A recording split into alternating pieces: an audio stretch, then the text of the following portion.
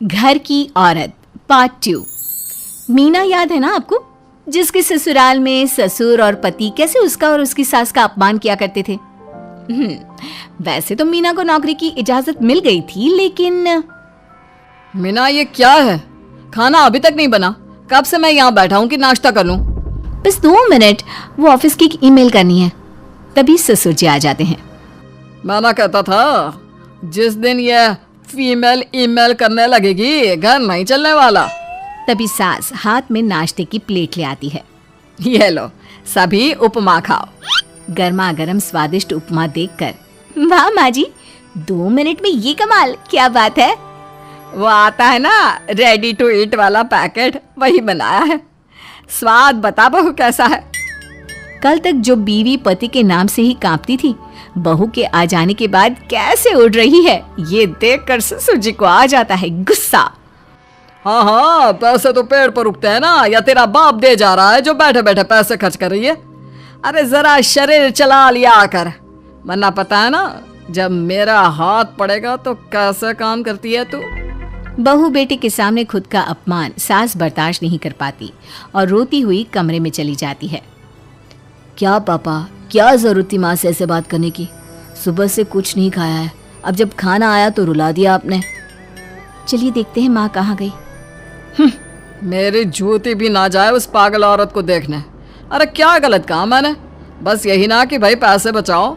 अरे कमाने बाहर निकले ना तब पता चले कि कैसे हड्डी गल जाती है। बात तो सही कह रहे हैं पिताजी, माँ को तो बस पैसे उड़ाना आता है। अरे पर माँ ने तो सबके लिए नाश्ता ही बनाया था ना, कौन सा खुद के लिए गहने खरीदे थे। खैर, बहू समझ जाती है कि सारा मामला कमाई का ही है, क्योंकि सास कुछ करती नहीं, कुछ कमाती नहीं, तो ससुर जी उन पर हावी रहते हैं। फिर क्या था, अब थी बारी बहू की। माँ जी, दरवाजा खोलिए, देखिए मैं उपमा लेकर आई हूँ, गर्मा गर्म खा लेते हैं। सास कमरा खोल देती है। सामने खड़ी होती है बहू, हाथ में उपमा की प्लेट लेकर। बहू सास की सूजी आंख देखकर समझ जाती है कि मामला गड़बड़ है। वो बात पलटते हुए कहती है, माँ जी वो आपकी काली साड़ी पर काला ब्लाउज है ना, वो प्लीज मुझे दीजिए। मुझे कल ना काली साड़ी पहनी, लेकिन कोई ब्लाउज ही नहीं है। सास बहू की बात में अपना गम भूल जाती है। हाँ हाँ बहू, क्यों नहीं, वो तो मैंने अपने हाथों से डिजाइन किया था। चल अभी निकाल कर देती हूँ तुझे। सास बहू को ब्लाउज निकाल कर दे देती है। फिर अगले रोज, माँ जी आज तो ऑफिस पे कमाल ही हो गया। पता है क्या, सारी सहेलियों ने घेर लिया, पूछ रही थी ब्लाउज कहाँ से खरीदा। मैंने भी बोल दिया मेरी सास ने सिलाया, वो भी खुद डिजाइन करके। ये तो वही बात हो गई कि झोला छाप डॉक्टर की दवाई काम कर गई। अरे बहू, ये तो बस ऐसे ही बना दिया था। लेकिन माँ जी आपको पता है, ये देखिए 2 लोगों ने तो मुझे कपड़ा भी दे दिया और नाम भी, सेम टू सेम डिजाइन का ब्लाउज बना दो, और बदले में ये 2000 रुपए। हाथ में 2000 देखकर सास की तो आंखें फटी की फटी रह जाती है। अरे बहू, ये तो कमाल ही कर दिया। ये काम तो मैं कल तेरे ऑफिस जाने से पहले ही खत्म कर दूंगी। सच्ची माँ जी, कैसे इतनी जल्दी? अरे बहू, वो बस नाप है ना, उसी के आकार का काट काट कर डिजाइन ही तो देना है। ये तो मेरे बाएं हाथ का खेल है। अगले रोज बहू ऑफिस जाती है और फिर शाम को 2 ब्लाउज ले आती है। अरे बहू क्या बात है, लेकिन इसकी डिजाइन। बहू फोन में सास को डिजाइन दिखाती है। अरे ये तो बच्चों वाला डिजाइन है, रुक अभी थोड़ी देर में ही दे देती हूँ। सास बहू को कपड़े सिल कर देती और बहू सास को रुपए। फिर एक रोज, माँ जी ये लीजिए कपड़े, लेकिन इसकी सिलाई मैंने ज्यादा ली है। वो क्या है ना, हैवी काम है तो मेहनत ज्यादा लगेगी ना आपको। अरे रहने देती बहू, मैंने कौन सी बुटीक खोली है। बहू को सास की बात में दम लगता है और वो कुछ सोचती हुई निकल जाती है।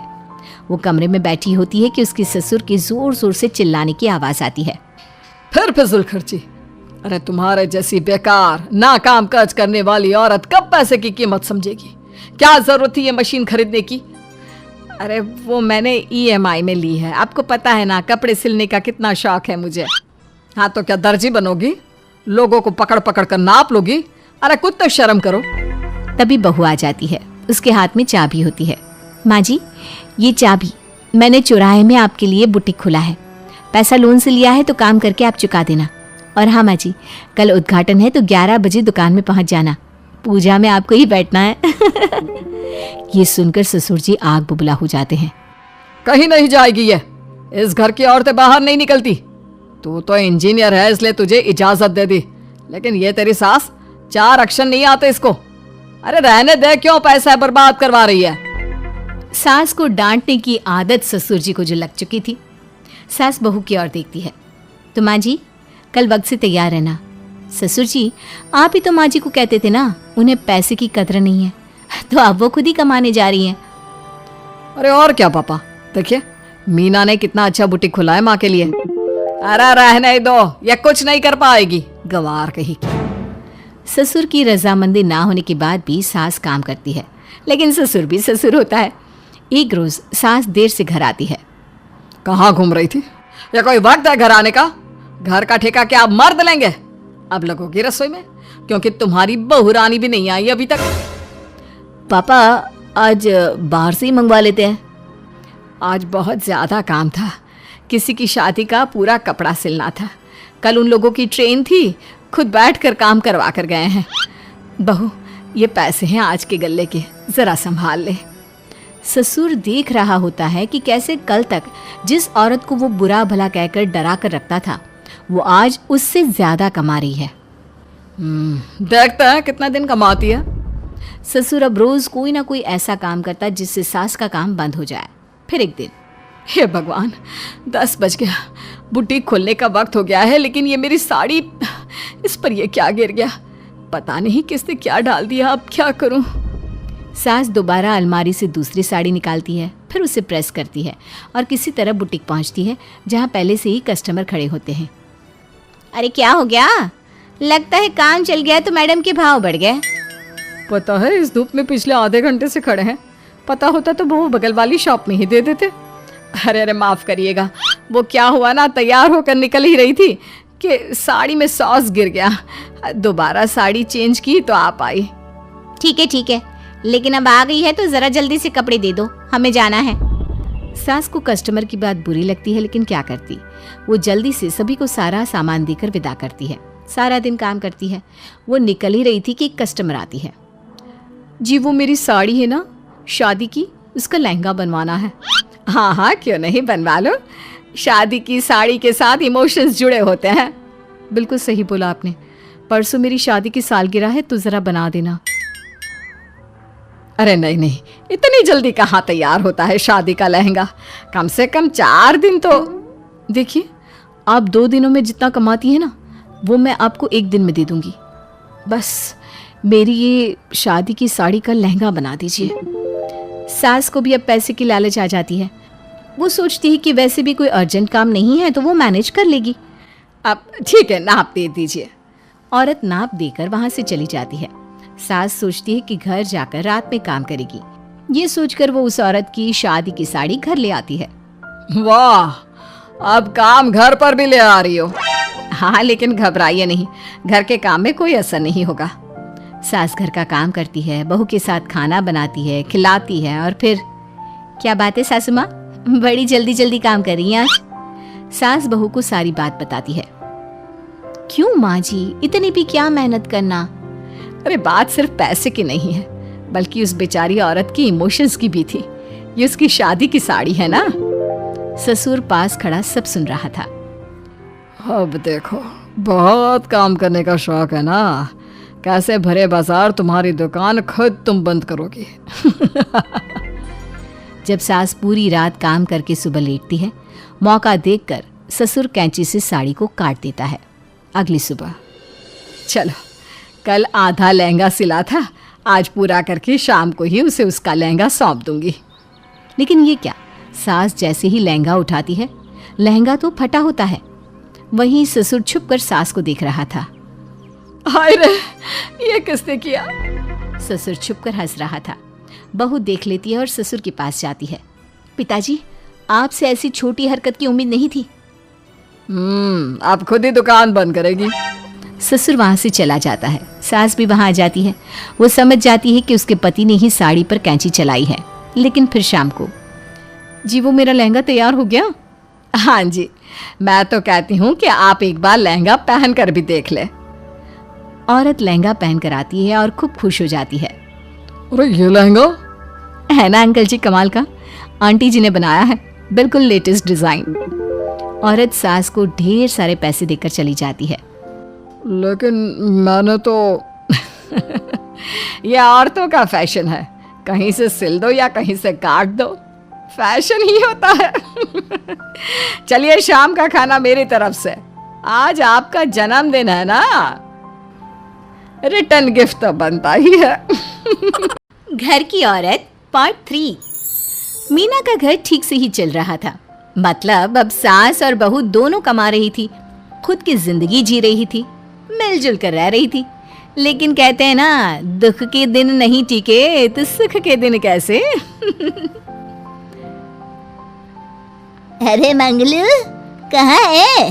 कितने दिनों से गांव नहीं आया माँ की खोज खबर लेने।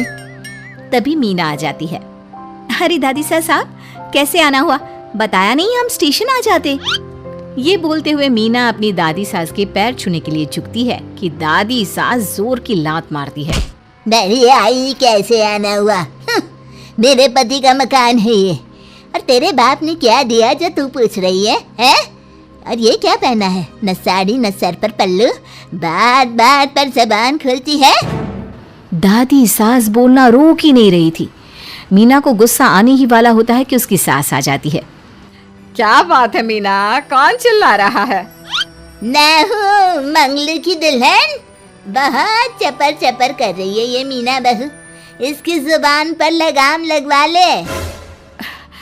मम्मी जी, मेरी बहू है, घोड़ा थोड़ी ना है जो लगाम लगवा दूं। तभी वहां मंगलू यानी कि मीना का ससुर आ जाता है और मीना की सास को एक जोर का तमाचा लगा देता है। वाह, जुम्मा 2 दिन हुआ नहीं कमाना शुरू किए, मेरी माँ के सामने होशियार बन रही है। मैंने बुलाया है माँ को, ये रहेंगी तो कम से कम इस घर की औरतें औकात में रहेगी। अरे जब से कमा रही है सर पर चढ़कर नाच रही है। चिंता ना कर मंगलू, मैं आ गई हूँ ना, दोनों को लाइन में लगा कर रखूंगी। दोनों बहू ने मेरे मंगलू की जिंदगी खराब कर रखी है। तभी वहां पोता यानी कि मीना का पति आ जाता है। पोता जो कि दादी का दीवाना था। दादी दादी, मुझे क्यों नहीं बताया कि आप आने वाले हैं? मैं गांव आ जाता कार लेकर आपको लेने। अरे तू तो जानता ही है, कार में बैठ नहीं पाती। पता नहीं, बहुत दिनों से लग रहा था कि तू और मंगलू परेशान है। आज मन नहीं माना तो आ ही गई मैं। देख, यहाँ आकर पता लग रहा है। क्या पता लग रहा है दादी? यहाँ तो सब ठीक है, किसी को कोई परेशानी नहीं है। क्यों माँ, क्यों मीना, क्या हो गया? इन दोनों को क्यों परेशानी होगी? इन लोगों ने तो परेशान करके रखा है। माँ और मीना के बारे में कैसी बात कर रहे हैं पापा? क्या हो जाता है आपको रह रहकर? तू तो खाना बना बना कर बेशर्म हो गया है, लेकिन मैं नहीं। मेरी माँ आ गई है अब इस घर में, अब यहाँ सब वैसे ही रहेंगे जैसा मैं चाहता हूँ। देख मंगलू, तेरी बहू काम करती है तो मुझे कोई लेना देना नहीं है, लेकिन मेरी बहू कोई दर्जी का काम नहीं करेगी, साफ साफ बोल रही हैं। लेकिन दादी साहब, वो तो बहुत अच्छा बुटीक चला रही हैं। बहुत अच्छा चला रही है, लेकिन हम लोगों ने अपने घर की बहू से ना काम नहीं करवाना। अरे इसके बाप को शादी के वक्त ही बोल दिया था, और इसके बाप जिन्होंने दहेज में एक साइकिल दी थी ना, किसे हाथ जोड़कर कह रहा था, मेरी बेटी आपके घर आ गई, इससे सौभाग्य कुछ नहीं।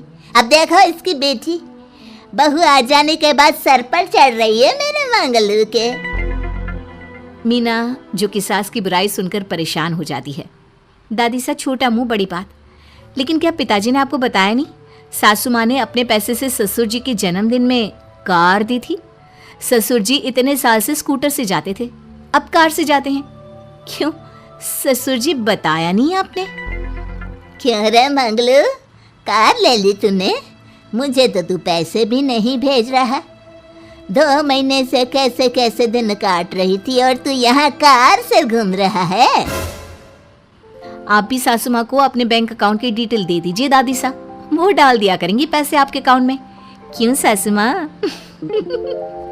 मंगलू यानी कि मीना का ससुर, जिसने अपनी माँ को गांव से सिर्फ अपनी बीवी को लगाम लगाने के लिए बुलाया था, ये सब देखकर जोर से चिल्लाता है। मीना बहू, चलो दादी सास आई है, यह नहीं कि खाने पीने का इंतजाम करे। अरे माँ, तू भी किन लोगों की बात में आ रही है? चल मेरे साथ मेरे कमरे में चल। ससुर अपनी माँ को लेकर कमरे में चला जाता है और दोनों बैठकर वैसे ही पंचायत शुरू कर देते हैं जैसे कोई बहू अपनी माँ से सास की बुराई कर रही हो। देख मंगलू, गलती तो तेरी ही है जो तूने घर की जनानियों को काम के लिए बाहर निकाला। दूसरे तेरे पापा को देखा था, कभी मुझसे फालतू बोलते। अरे मरते दम तक तेरा बाप मेरी मुट्ठी में रहा है, यही सिखाया था मैंने तुझे। क्या बोलूं माँ, जब से ये मीना बहू घर आई है ना, इसने घर का सारा इतिहास भूगोल बदल कर रख दिया है। उस तितली से तो मैं बाद में निपटूंगी, पहले तेरी वाली को तो ठीक कर दूं। अरे बहू क्या आ गई, खुद को टाटा अंबानी समझने लगी है। माँ देख, जो भी हो, इस बात को याद रखना कि हमारे घर की परंपरा क्या है। औरतों का औकात में रहना जरूरी है। अरे बहू के साथ मिलकर माँ ये बहुत उड़ती रहती है। बेटा देख, गलती तो तेरी भी है, क्यों तूने इसे काम करने की छूट दी? मारना भी कम कर दिया है तूने इसे, वरना पहले आती थी तो बहू का कोई ना कोई हिस्सा सूजा हुआ या काला ही दिखता था। देख कर तसल्ली मिलती थी कि तूने कंट्रोल कर रखा है। इस बार तो काला और सूजा छोड़, अच्छी खासी चमकती दिख रही है ये। अब क्या बताऊं माँ, गलती तो हो गई है। हाँ, वो कार देखकर पिघल गया होगा ना तू। अरे बेटा, औरतों को मुट्ठी में रखा कर। शान की साइकिल ज्यादा अच्छी कुत्ता बनकर कार चलाने से, समझा? मीना का ससुर अपनी माँ की बात को सुन रहा था। बस माँ, जो गलती हो गई मिट्टी डाल उस पर। अब बस तू ना घर पहले जैसा करके जाना। ये सब ना बहू का किया धरा है, समझी? मतलब बहू को ठीक करना है तो बहू को लगाम लगाना होगा। ठीक है। दोनों माँ बेटा बातें करके सो जाते हैं। सोने के बाद अगली सुबह मंगलू की बीवी यानी कि मीना की सास, माँ जी उठिए, ये लीजिए गर्म पानी और ये दादुन। चलिए, तो याद रहा तुझे, वरना मैंने तो सोचा था कि बहू के चक्कर में पागल ही हो गई होगी बिल्कुल। अरे बहू के चक्कर में पागल होने का क्या मतलब होता है माँ जी? उसने मुझे मेरे पैरों पर खड़ा होना सिखाया है। मैं तो कहती हूँ उसके जैसी मेरी बेटी होती ना तो शायद मैं बहुत पहले जीवन का मतलब समझ चुकी होती। तो दादी सास को समझ में आ जाता है कि सारा मामला मीना पर जाकर ही ठीक होगा। वो सोच लेती है कि अपनी बहू को छोड़कर पहले मीना को सही करना है। फिर अगले रोज, अरे मेरे पोते के पास तो मेरे पास बैठने का वक्त भी नहीं है, हैं? अरे कैसी बात करती है दादी, तेरे लिए तो मैं नौकरी भी छोड़ दूं। नौकरी नहीं, तू ना बीवी छोड़ दे, खुश हो जाऊंगी मैं। नीरज हैरान हो जाता है कि उसने तो मजाक किया था। दादी ये क्या बोल रही है? कैसी बात कर रही हो दादी, मीना ने तो सारा घर संभाला हुआ है। पहले तो घर गिरा जा रहा था ना। तेरी मीना के आने के पहले ना घर में चूल्हा जल रहा था, ना कोई रोटी खा रहा था। क्यों? नीरज को दादी बीवी के खिलाफ खूब कान भरती है। तू सही कह रही है दादी, औरत पैर की जूती और हाथ की मुट्ठी में ही ठीक लगती है। मीना ने ना सिर्फ घर का माहौल बिगाड़ा, माँ को भी पिताजी की इज्जत करनी छुड़वा दी। अब ठीक बोल रहे हो, घर को बिगाड़ने की मेन जिम्मेदार तो मीना ही है दादी। अभी उसे ठीक किए देता हूँ। तभी वहाँ पिता भी आ जाता है। देख बेटा, तो रोटी कम खाना मंजूर, लेकिन इन औरतों के आगे झुकना मंजूर नहीं। तेरी दादी ने घर की परंपरा बनाकर रखी, मजाल कि मेरा बाप मेरी माँ के सामने कुछ कह लेता। पर पापा, एक बात पूछनी थी। रहने बेटा, तू ना कंफ्यूज है जीवन में, तू ना कंट्रोल कर पाएगा अपनी जनानी को। मंगलू, मेरी तो टिकट ही करा दे गाँव की। तुम लोगों के घर तो मर्दों की कोई इज्जत ही ना है, और ये मेरे घर की परंपरा ना है। मैं चली। अरे ना ना दादी, मैं तो बस देख अब मैं कैसे कंट्रोल करता हूँ इसे कल। फिर अगले रोज मीना ऑफिस के लिए तैयार हो रही थी कि देख मीना, आज मेरे दफ्तर से कुछ लोग खाने के लिए आ रहे हैं, तो शाम के खाने में। लेकिन आज तो मेरी मीटिंग है, फिर घर आने में मुझे देर हो जाएगी। तो मैं क्या करूँ? बोला ना शाम को खाना बनाना है तो बनाना है, समझी? मीना को पति की बात अजीब लगती है, पर वो दादी सास के सामने कोई भी ड्रामा क्रिएट करना नहीं चाहती थी। ठीक है, मैं शाम को जल्दी आ जाऊंगी, अच्छा क्या खाना है प्लीज जल्दी से बता दीजिए। पर बेटा तू तो। बहू सास को चुप रहने का इशारा करती है, लेकिन पोते को तो लड़ना था। वो मीना पर जोर से चिल्लाता है। मीना देख, ज्यादा हीरोइन मत बन। आज ऑफिस जा रही है तो जा, लेकिन सुन, तुरंत रिजाइन देकर घर आ जाना। ना मुझे तेरी कमाई चाहिए, ना ही तेरी नसीहत। आज से घर में वही होगा जो मैं चाहूंगा, समझी? अरे कैसे लैंग्वेज बोल रहे हो, ये तुम्हारी बोली नहीं है। कौन सिखा रहा है तुम्हें? तभी दादी सास आ जाती है। क्या बोलना चाह रही है बहू? मैं मुन्ने के कान भर रही हूँ, हैं? हाँ मुझे तो यही लग रहा है, वरना हम लोगों का घर अच्छे से चल रहा था। सभी मिलजुल कर एक दूसरे को इज्जत देकर रह रहे थे। लेकिन अब तभी मीना को उसका पति जोर से डांटता है। सास बेटी बहू की लड़ाई को बर्दाश्त नहीं कर पाती। देख नीरज, बहू को डांटना या फिर बहू के साथ गलत व्यवहार, ये सब मुझसे बर्दाश्त नहीं होगा। वाह रे वाह, सारी जिंदगी जो पति की डांट और मार खाती रही, अब बहू को थोड़ी सी डांट क्या पड़ी, गुस्सा आ गया। हाँ माँ, क्या हो गया? मैंने तो मीना को कहा कि देख नीरज, मेरी बहू को कुछ नहीं कहेगा तू। ये माँ ही होती है जो अपने बेटे को औरतों की इज्जत करना सिखाती है, लेकिन कोई औरत अपने बेटे से बहू को मारना या डांटना सिखाए तो ये शर्म की बात है। मैं नहीं चाहती कि तू औरतों की इज्जत ना करे, जबकि मैं खुद एक औरत हूँ। दादी सास बहू की बात सुनकर शर्म से सर नीचे कर लेती है। सच कहा सासू माँ, एक रानी ही अपने बेटे को राजकुमार की तरह पालती है जो दूसरी औरतों का सम्मान करे। काश दादी सास भी पिताजी को अच्छे संस्कार दे पाती। मीना की बात सुनकर दादी सास उन लोगों से माफी मांगती है। मैं समझ गई बहू, औरतों की बेइज्जती करने को घर की परंपरा समझती थी, झूठी शान समझती थी। वो सब गलत है। औरतों की इज्जत से घर में माँ लक्ष्मी और सरस्वती का वास होता है। मुझे माफ कर दो।